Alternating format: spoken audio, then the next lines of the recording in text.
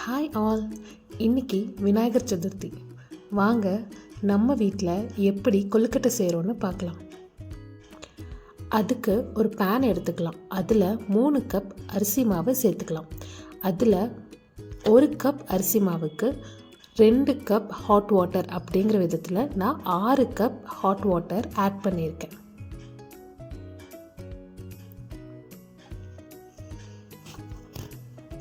இப்போது இதை நல்லா மிக்ஸ் பண்ணிக்கலாம். இப்போது மிக்ஸ் பண்ண நம்ம கொழுக்கட்டை மாவு மிக்ஸை ஒரு பக்கம் தனியாக எடுத்து வச்சுட்டு தாளிப்புக்கு ரெடி பண்ணலாம். அதுக்கு நம்ம எடுத்துக்கிட்டது கடுகு, உளுந்து, கடலைப்பருப்பு, வெங்காயம், கருவேப்பிலை, சீரகம், கொஞ்சம் பெருங்காயத்தூள். இப்போது தாளிப்புக்கு பேனில் ஆயில் ஆட் பண்ணி நம்ம தாளிப்புக்கு எடுத்து வச்ச பொருள் ஒன்று ஒன்றா ஆட் பண்ணி நல்லா சாட்டே பண்ணிக்கலாம். இதில் நான் காரம் போட்டிருக்க மாட்டேன், ஏன்னா நான் எங்கள் வீட்டுக்கிற்காக காரம் சேர்த்தாமல் செய்கிறேன். நீங்கள் 2 பச்சை மிளகா ஆட் பண்ணிக்கோங்க. நல்லா பொடியாக நறுக்கிக்கோங்க அந்த பச்சை மிளகாவை.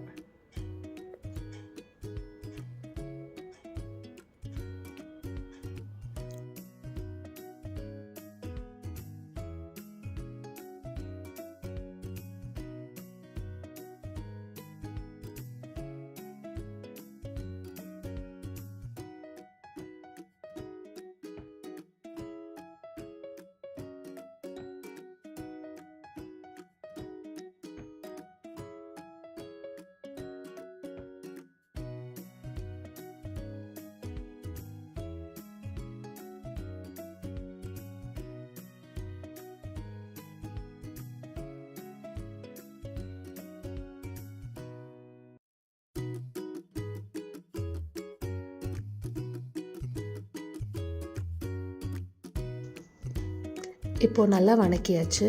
இந்த தாளிப்பை நம்ம மாவில் ஆட் பண்ணி இதை நல்லா மிக்ஸ் பண்ணிக்கணும்.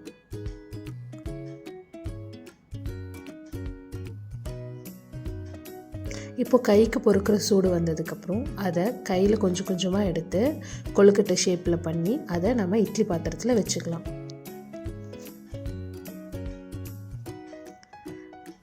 கொழுக்கட்டை பிடிச்சாச்சு. இப்போது அதை எடுத்து இட்லி பாத்திரத்தில் வச்சு வேக விட்டு 10 மினிட்ஸ் வேக விட்டு நம்ம கொழுக்கட்டை எடுத்தாச்சு. இதில் இனிப்பு கொழுக்கட்டை நம்ம நெக்ஸ்ட் வீடியோவில் பார்க்கலாம். தேங்க்யூ. உங்களுக்கு இந்த வீடியோ பிடிச்சிருந்தா லைக், ஷேர் அண்ட் சப்ஸ்கிரைப் பண்ணிக்கோங்க. அண்ட் உங்கள் ஃப்ரெண்ட்ஸ்க்கும் சொல்லுங்கள்.